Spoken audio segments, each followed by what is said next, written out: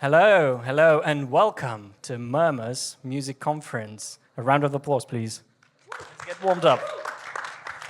For those who didn't know, the conference used to be called What's Next in Music, but it's called MURMURS, so keep this name in your minds. Big things coming.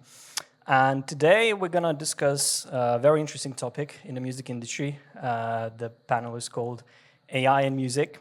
And obviously humans have been trying to automate music for a very long time, from written notation that allowed compositions to travel beyond the composer in the form of sheet music, to player pianos and MIDI that translated performance into code. So each step has tried to capture something deeply human and make it repeatable, searchable, and scalable.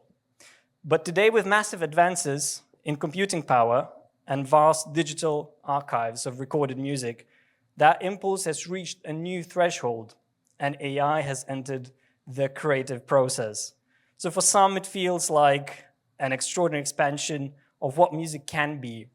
A new instrument, a collaborator, a way to explore ideas faster than ever before. For others, it raises difficult questions about authorship, identity, and how artists make a living from their work.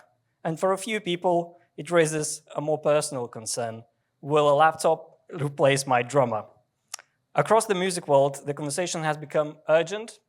The recent protests in the UK, supported by artists including Paul McCartney, Kate Bush, Dua Lipa, reflect growing concern about consent, ownership, and the future of creative rights. So today we're here to explore this moment between disruption and breakthrough, and to ask what kind of musical future we want to create. And we're here to unpack all of this with a panel of experts, so please give a round of applause to Paulius Sartatavičius, CE attorneys, Mantas Krukauskas, Academy of Music and Theatre, Roberto Becerra, artist, independent artist, and Eglė, Gedminaitė, Perspective Collective. I'll be your moderator for today, Tomas Paliūnas. I represent the Safety One Music Group, and this conference is organized by Lithuanian Music Business Association. So let's dive straight into it, and let's dive into the first question and the basics. So where is AI already used in music workflows? And Roberto, I would like to start with you. As an artist, can you tell us if you use AI in your music, do other artists use AI, and what you can tell us about how AI is used in music workflows today? Okay, thank you. And first of all, a disclaimer, I'm also part of the Music Academy. I work together with Mantautas, so there might be some conflict of interest in whatever we say today. Yeah, in terms of the use of AI, I think we can find it in many places, from production to creation, ideation, composition, and so on. I can name some tools just to get started, but I think there are many. And another thing that I might say is that I also teach music technology in the Music Academy. And so there is this funny thing that happens when I speak to students and I give assignments on use of AI or other tools. And invariably, every year they come with a tool that I haven't heard of. Not that I am also actively looking for everything there is, because things are moving very fast, and well, we have our own interest. So to say some things, for example, there is from the most basic, let's say, plugins used for production mastering. You might know about Isotope or whatever, or there is source separation tools which allow us to take a full audio file and separate sections of drums or melody and whatnot. That is from the most technical perspective. And then there is more on the ideation or generation, which allows us to create, for example, MIDI files, or continue with some predetermined MIDI file or MIDI arrangement that allow you to create, let's say, stylistic inspired MIDI arrangements, to then full-fledged music creation, as we know, for example, Suno, Right. or Music GPT, or MuseNet, or WaveNet, and so on. And do you see more of those tools being used for inspiration, as you mentioned, some maybe generating chords or something and music editing, or just straight away blunt music generation from scratch? Both. Of course, in our environment, it is our task and our intention to have it more as a tool. and an inspiration, not as a blunt weapon, which of course we see out there in the world, in the millions of streaming content views or videos in YouTube that you see.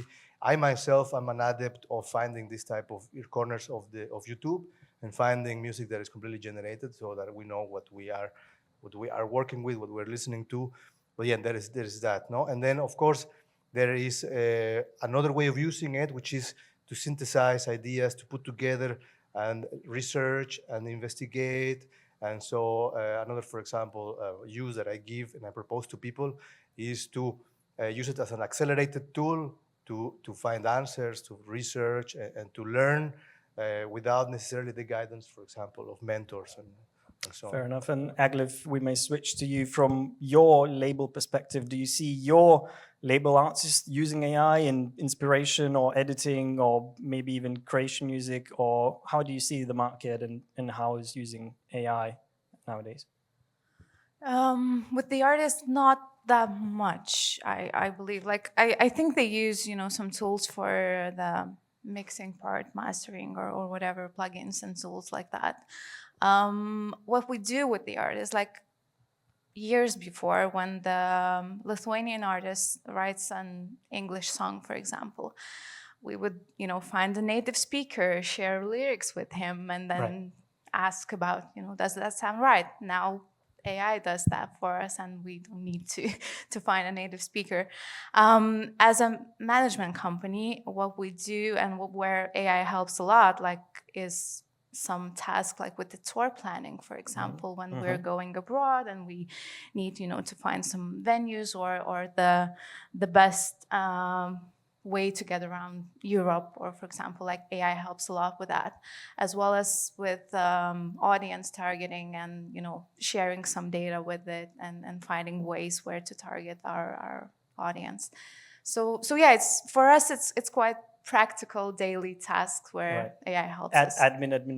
Administration and those boring tasks that you can automate, right? Yeah, it just helps us to save time. That's great. That's great. And Mantautas, if we switch to your perspective, how do you see AI being used in music industry nowadays? What are the most recent tools that you see being used?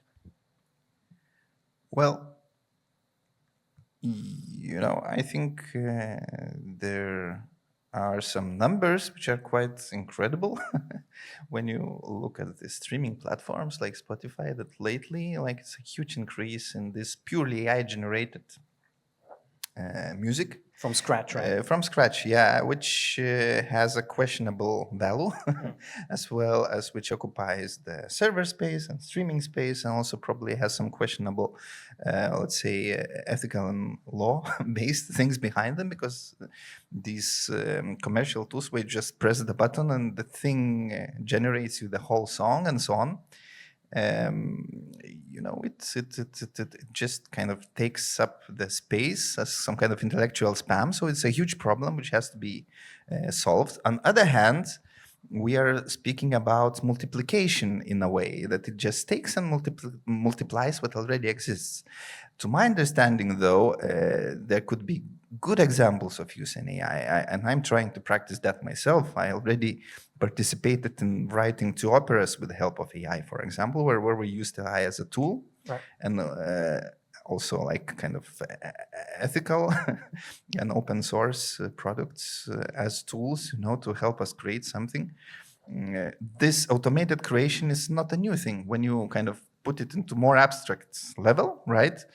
It's just like, you can try to add some value in something, or you can just keep on producing the same, like plastic stamped things, and it's just another algorithm which is super powerful, and it brings us back to some kind of root problems which we were trying to avoid maybe for the last 20 years. But now we have to solve them, otherwise everything will just blow, I think. Right. So are there any actual apps that you see being used more than the others in terms of generating music from scratch? Because we touched a little bit about productivity tools and idea generation, something, but what's being used from your experience mostly Anything specific? I focus more personally on the tools which are like, where we have a lot of control, where you can put kind of your own agency into what is being created, and also have this suggestion to people that you don't use the AI for something you can't make without AI, because AI helps you to skip the process. And but you still have to understand and evaluate the result in a way. So you have to think and you have to critically respond. And also, I know very well how these algorithms work. So because they have also parts of kind of random seeds in them, sometimes they really do hallucinate, and you have to switch on the critical thinking to understand what is in there. And that's also why they, for example, can create something very interesting from the artistic perspective. What if we use those tools to create a new kind of aesthetics, which is possible to create just with the help of AI? So in my understanding, that's better part. Now, let's say the more questionable part is where you have tools like Suno or Udio or whatever. I don't use them much myself, just maybe for demonstration or just seeing what's happening there, just to be aware and know, which just generate things, like from A to Z, and there is almost no way to control what's happening there. And there might be some other problems because they're using the large databases, which are based on other people's work. And to my understanding, as a creator, you have to have you have to give a consent, first of all, if you want your work to be used. Our brain also works in a way that we are getting trained by whatever we see and hear in the world, right? Absolutely. But we also attribute. Like if you write an article, for example, right? You always attribute. Explore that in a minute deeper, and thank you. That was great. We had Suno and Udio, right? Two practical apps that. For example, it's like one of these kind of classical examples of this kind of generative music. Another problem is that people sometimes, when you say AI,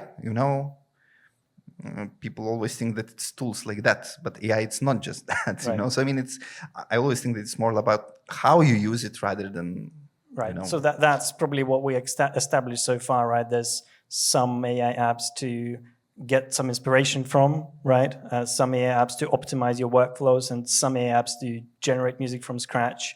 And this leads us very nicely to a legal sort of question. So where do we draw the line between AI as a tool or AI as a creator? What's your view on that, Paulius?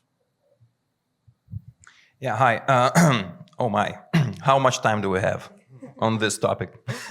Go on. Okay, so first of all, I was invited to this panel, thank you very much, as a lawyer. And basically, usually lawyers say like, you cannot do that, that's in the regulation, that's it, right?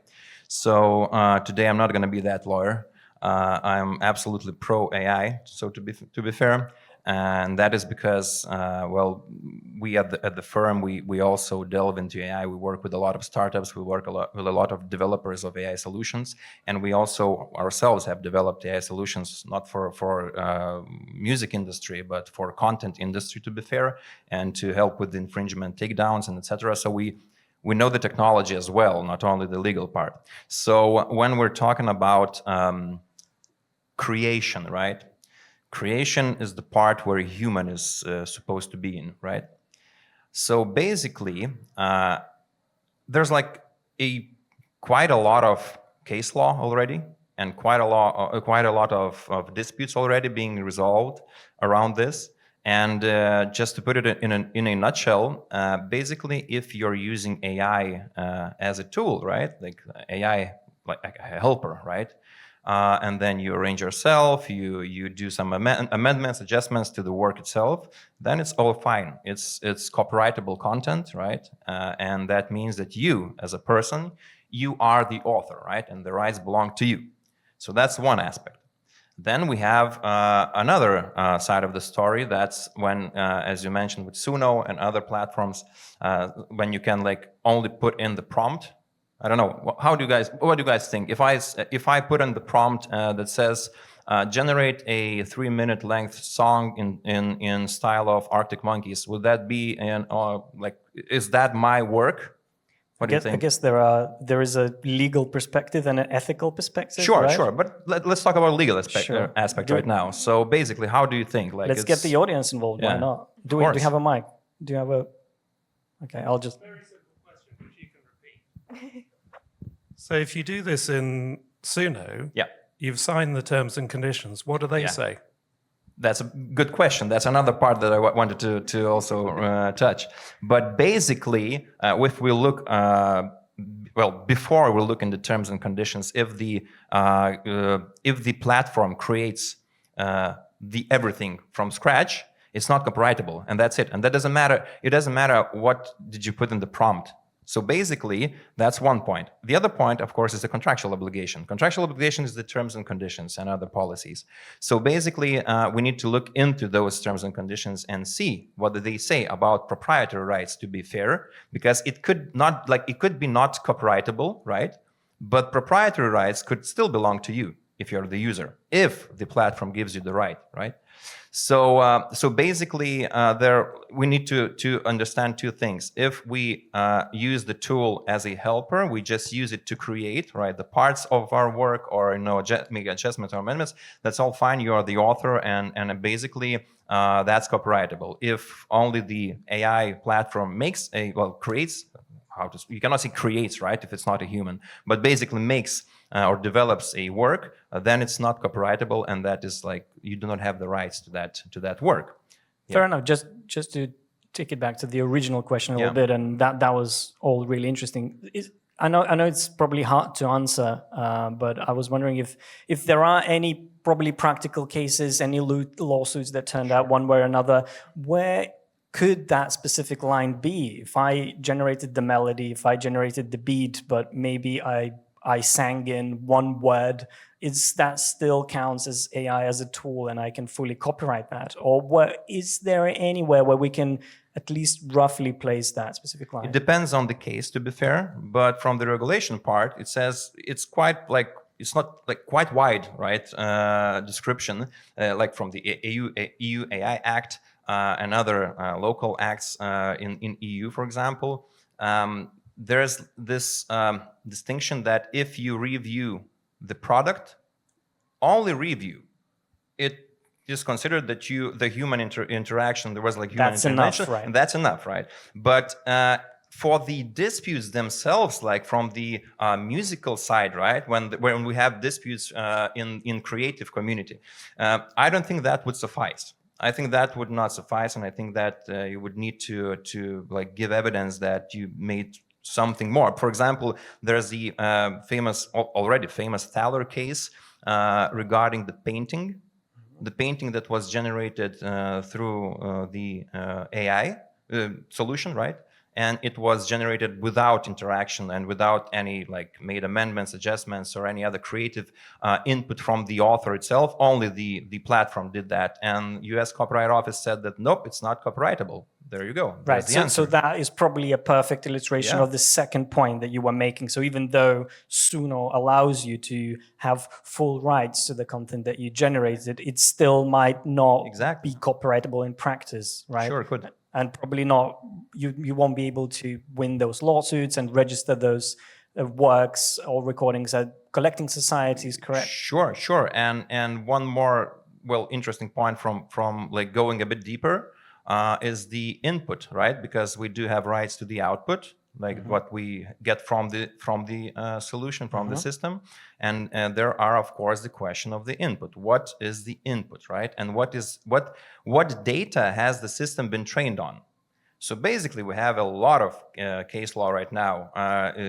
Again, for example, in US, Anthropic, all Anthropic, the LLM Claude developers, right? Anthropic.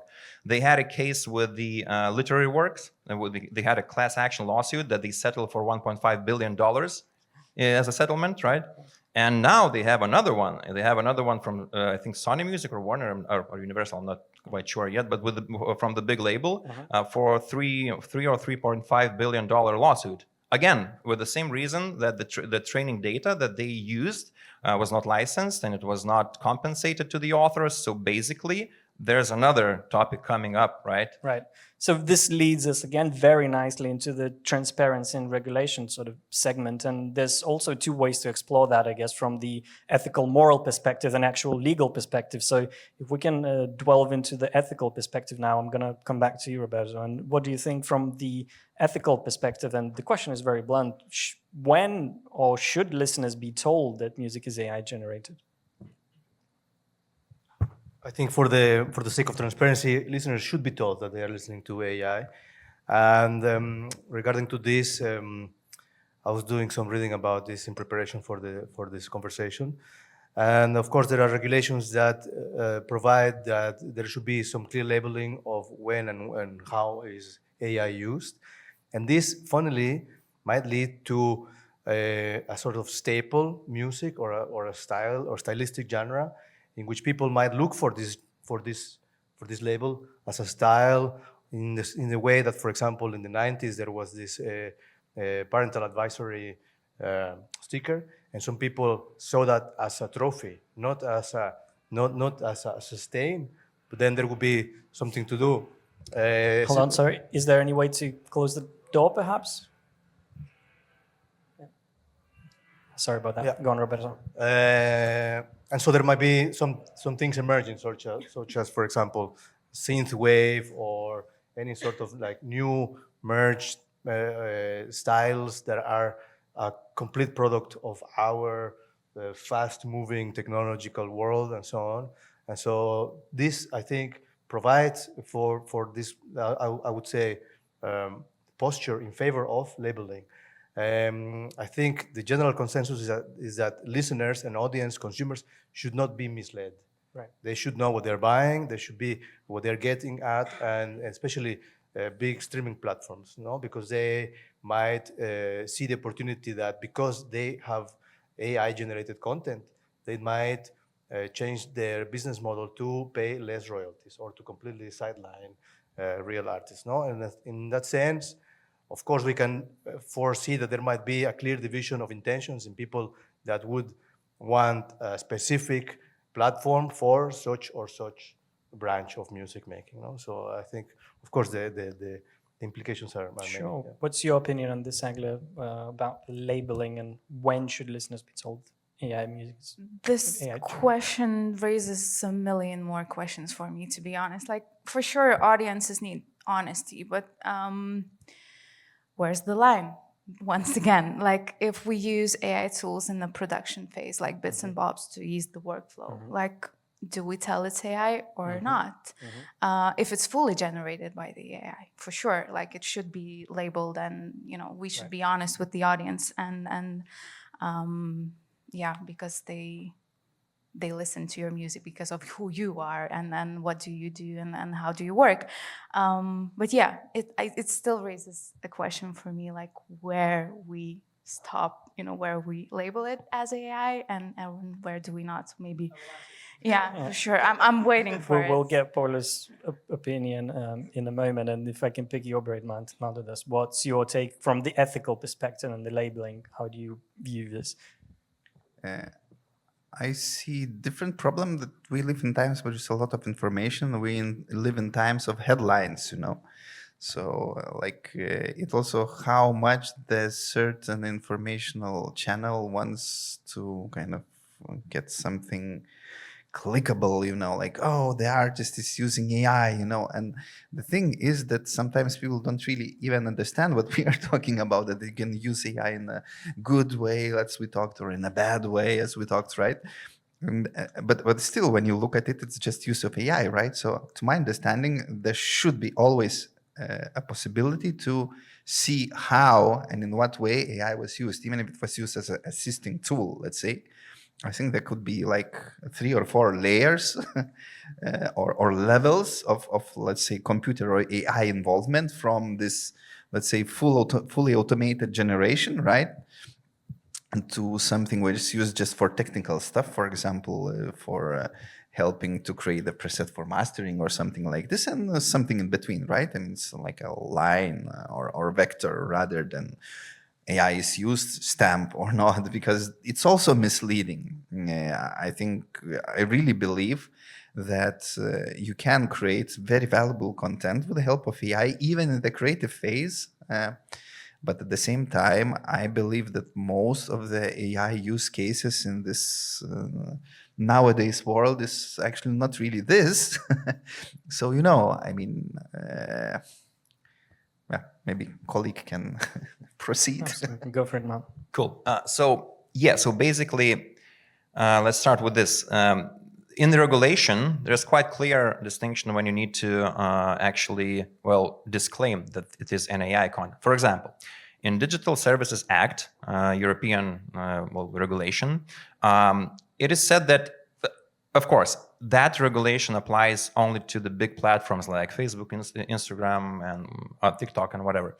But basically, it indicates that if the content appears to be real but is generated using AI technology or whatever, or amended in that sort of way that it resembles real people, real places, real events, or like you think that it's a real event, that in that case, it falls under first of all, under the platform itself to label that it's AI generated. And if you paid notice, when we look at Facebook videos or Instagram reels, Instagram I think not as much, but on Facebook for sure, there's like you see a reel or a video, and then appears a disclaimer that AI generated. This has been done by AI, and that's because of that regulation. So basically, when going to the EU AI Act and other regulations that talk about technology use in the way that could mislead people, we come to consumer law. To be fair, anything that this actually appears like real and it misleads users needs to be labeled. Right? And this applies everywhere, not only on platforms, right? Exactly. So, then this applies everywhere. So if our creation is made using like Suno or whatever, any other platform that is completely generated from your prompt by AI, right? Basically, we need to label that kind of thing. If we use only like some sort of part for post-production or for mixing or for whatever reasons, like we are doing that now and have been doing that for quite some time, because I'm sure that auto-tune, come on, how long has that been on the market? So basically, that's also automation. So we do not need to disclaim those kind of uses. We need to disclaim those kind of uses that actually misleads people, misleads users. If I'm like listening to a Tupac album from 2026, I guess that's not real. Yeah, that's sure. Go on. Can I add something in here?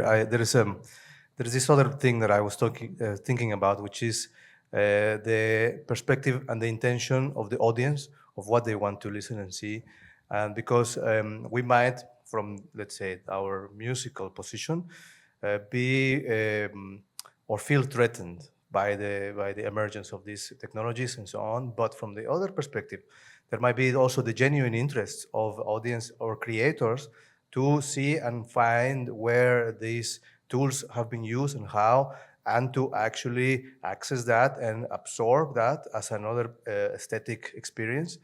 And so in that sense, the creations that might come from the machines don't, in my opinion, don't necessarily need to be underestimated, because they might expose something about the cultural recombination that we can elucidate from using them. And so in a way, in other words, it's like saying that we might just be mystifying the human creation, right? And so there's something that it's of us, of our cultural artifact, that is reflected on the machines. They are in a way a reflection of what we have trained them to do. So then there is something else to find in there. And so from that perspective, to find out that something is made with the aid of these models, it's also interesting from the perspective of the explorer. I have myself personally found that there is some content that I found online that I really wish to know if it's made with AI or not, because I'm thinking, is this someone making this, or is this a machine, because it sounds like this or like that? And so this is something that is. Exactly, very similar thing. Maybe I would want to add one little thing from another side. As you mentioned, people have been using different kind of creation approaches since very old times. I mean, there's even some old mechanisms like this antikythera, or this all kind of mechanical or whatnot things which people used to calculate or create. For example, you can even throw dice, and create something. And I mean, the first pieces which used algorithms were created even before then computers were invented, and the first pieces which used the computer to create them were in 50s. So I mean, it's just the question of how much value it creates and what the intention there is. If the intention is to kind of steal something, kind of, when it's still not regulated well enough, and to quickly cash out some money by multiplying works of other people, probably it's not good. If the intention is to keep on exploring, to understand how the creation works. To understand how our brain works, because I mean, the generative AI is just basically just another algorithm, just modeled after how our brain works, and in a primitive way, let's say, and also it's using the databases of stronger or weaker connections between, let's say, between some elements, in the same way as axoneuron connections work in our brain. So by working with AI, you can understand something about yourself and how creation works, as Roberto has mentioned. So, and speaking about databases and data, and I see Paulius is raising a question. Maybe it's going to be the same. I was about to finish up this regulation ethics sort of idea with the question about training, AI training, and the data and the databases that you've just mentioned, Mantautas. So maybe a quick comment on that, Paulius, on the training side of things. Yeah, what's sure. allowed, what's not? Sure. Actually, yeah, quite well. I feel it fits into what I wanted just to reflect shortly. What Roberto mentioned, it really got to me.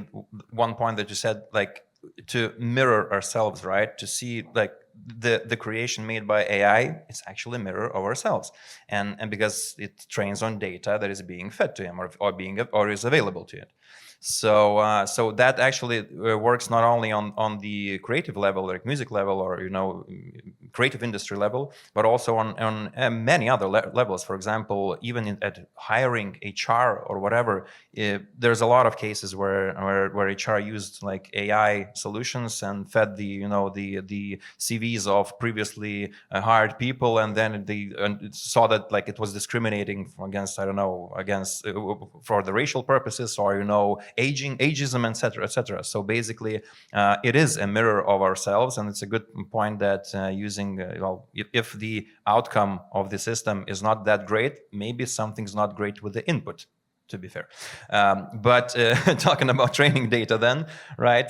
Training data, of course, we do have a lot of emerging cases in Europe, with Gemma case, for example, the Collective Management Society from Germany that already has a case with OpenAI and won that case. The national court, to be fair, stated that, training on German authors' works should have been licensed and should be compensated. So there we go. We have one case practice. We have those case practices in US, as I mentioned, Anthropic cases, right? And there's a lot more actually that, says that, training data needs to be, compensated, so to speak. We need to use data that is actually legitimate. That's like, with the GDPR or any data usage. You need to use data that is legitimately available to the platform, to you, or to the system. So basically, there needs to be data sets and there needs to be licensing here for sure. Great. That's a very nice transition to economics, and loads of those AI companies and essentially the capital that's funding those AI companies gets a lot of economic advantage of that. So Eglė, what's your opinion? How does AI affect artists in this market if it's going to be oversupplied and the cash flows flowing to the AI companies? How it's going to affect real artists? It already is oversupplied. That's for sure. It's we mainly work with developing artists at our agency, and it's already hard to break through. And with the all AI creations and no people behind them, no artistic people behind them, feeding music into the platforms, it's even harder. And I think it will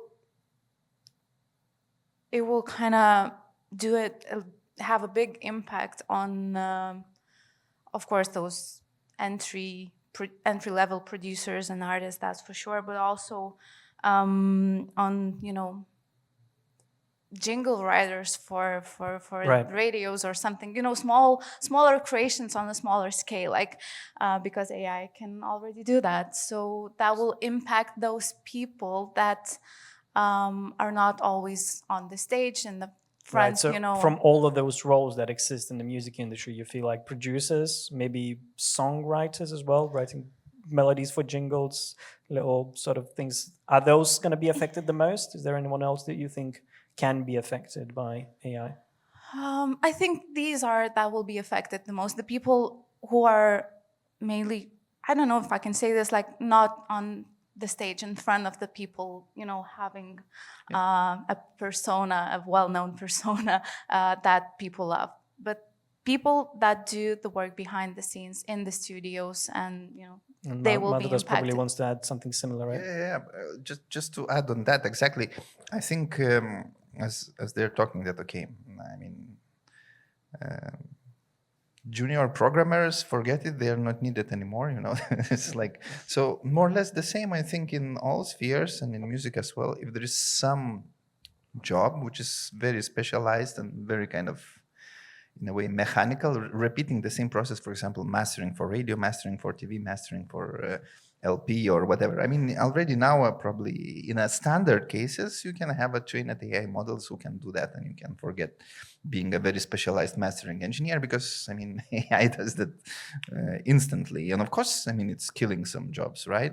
I would say the same is for very much, as you mentioned, precisely typical, stereotypical, let's say, music for ads. There's kind of a lot of money in there, but I mean, it never really had very high value, and it always has been very Basic. typical and stereotypical, right?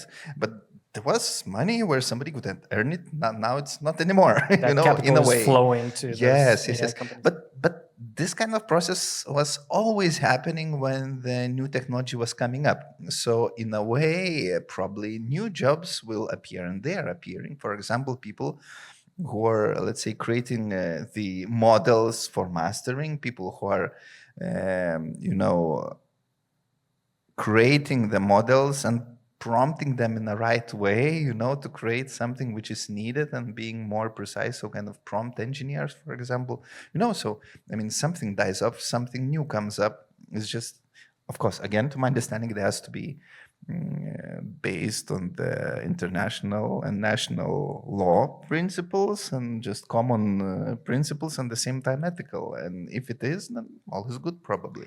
So very bluntly, Roberto, what do you think? Will musicians still need to learn instruments, or will that be replaced by those systems? And how do you see the learning process and actual mastery of the instrument? Will it get more relevant or less relevant?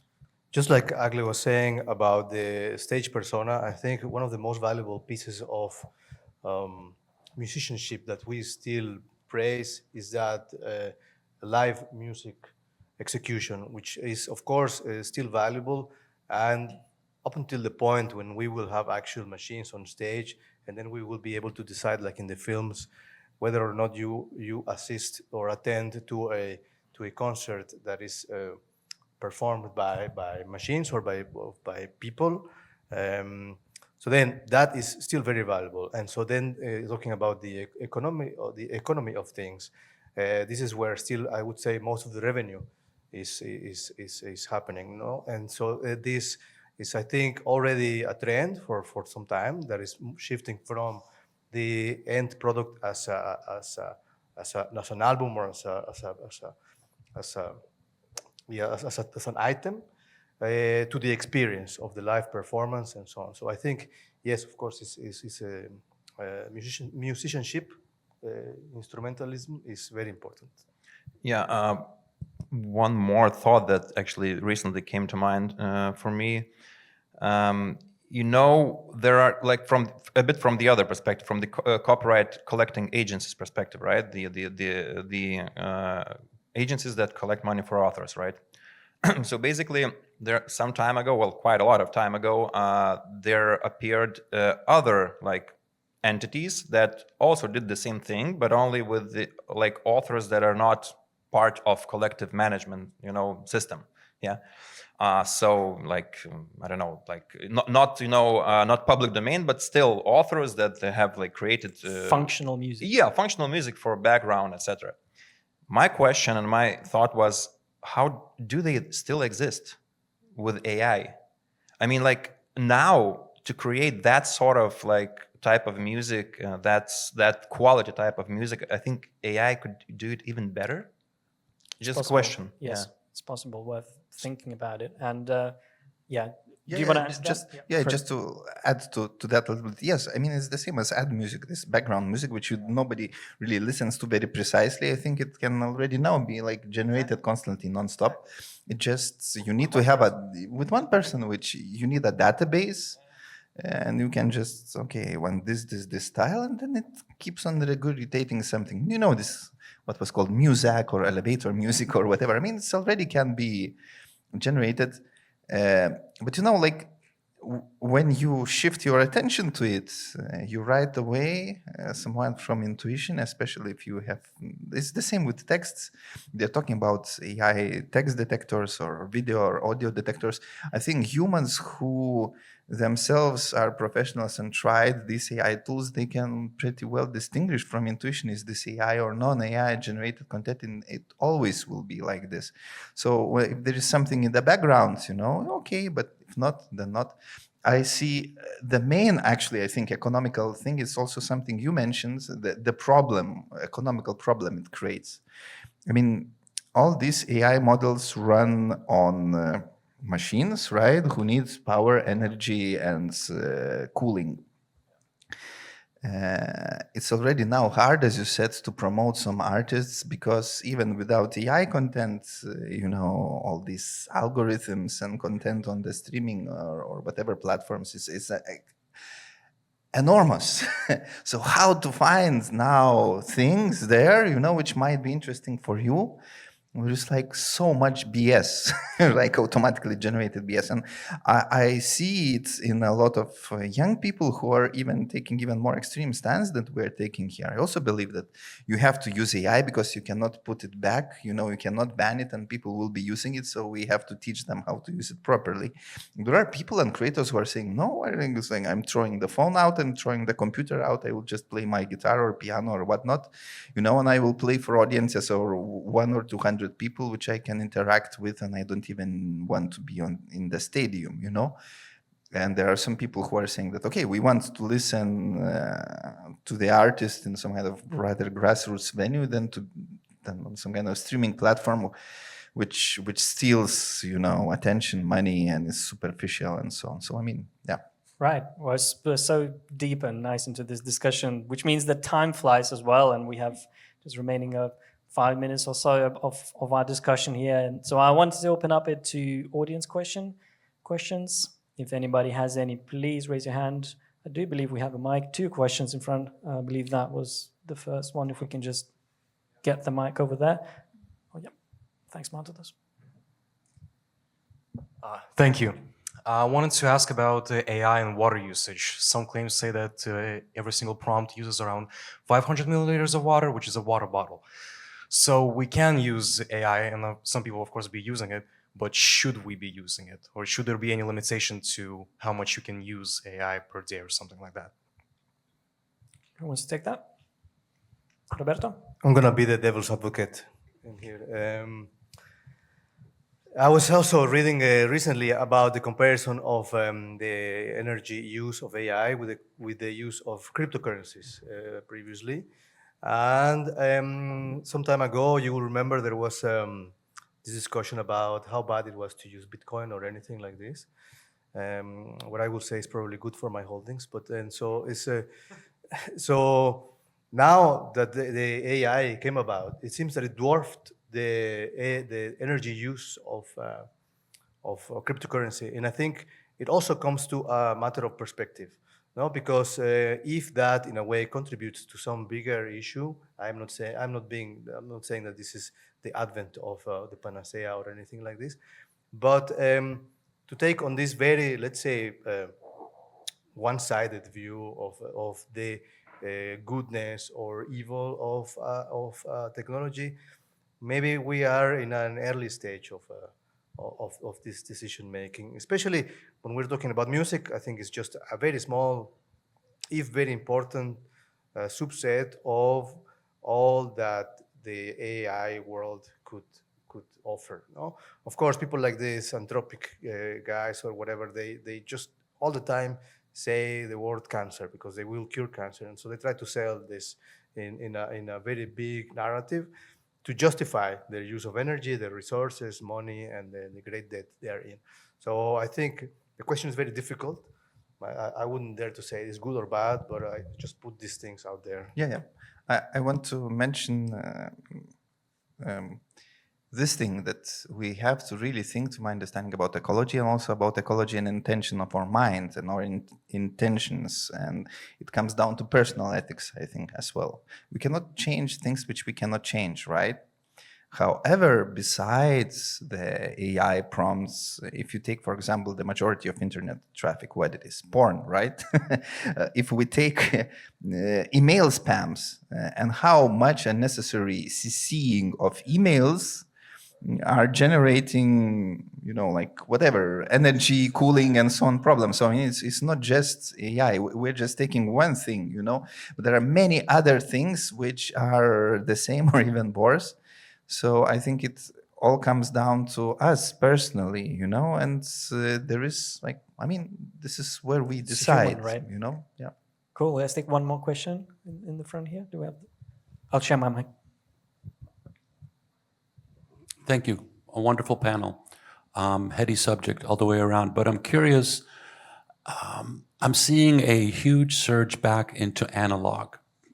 People, certain generations want an authentic experience. And I'm wondering, in a context of this, technology and music have a complicated relationship. Auto-tune was treated like the devil, but it was used as a tool by different cultures in a particular way. I have old records that have no synthesizer was used in making this record. The drum machine replaced a whole bunch of musicians. Funk bands used to have 20 people, now there's 3 or 2 or even 1.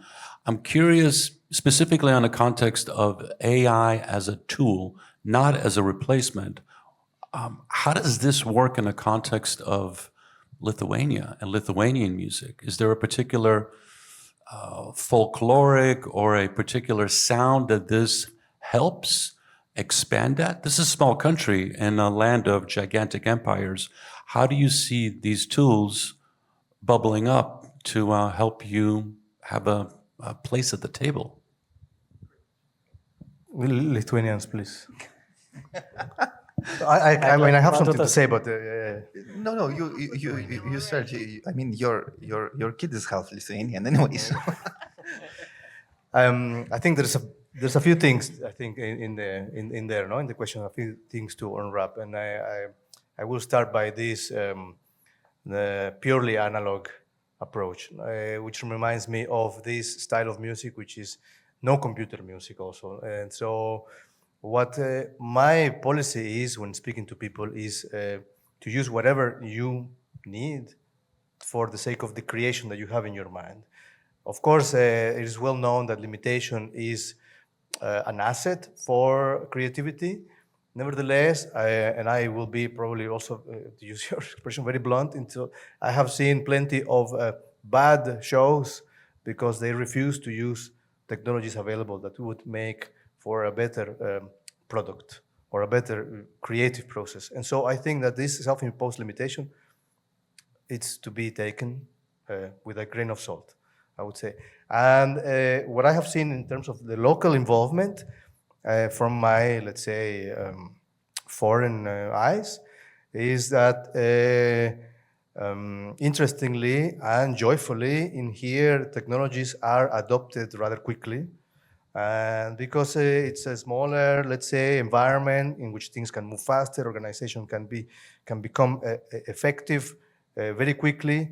And so I think this has given, at least in the youth and whomever I interact with, a sense of progress and freedom of use. I think I think they lean more towards this adoption rather than I will call it, I don't know, a conservative view, no? But of course, Thanks, please. Roberto. We're very close to the end, so probably last comment to wrap it up. Yeah, just for this two great sentences. question about Lithuania. Yeah. Exactly. Now I'm talking not as a lawyer, but me personally, as a human being and a Lithuanian. So I do not see Lithuanian music industry being, replaced or like badly influenced or badly like misaligned with technology. To be fair, but I do not see as well a big comeback to analog. Right, the comeback to analog is global, but it's only partial, and it comes by default with every technological advancement. When we go too far from our nature, because we are human beings, we're one with nature, right? So when we go too much into the technology, we tend to look back into something that is like material analog. So that's why we have those trends going back, like now people listening to Discman or cassettes, like players. So basically I think that's my opinion. I think that is what we're like witnessing right now. And that's a perfect note to end. This was the panel, AI and Music Between Disruption and Breakthrough. Thank you everyone for attending. A round of applause for our speakers, and see you later today. Thank you.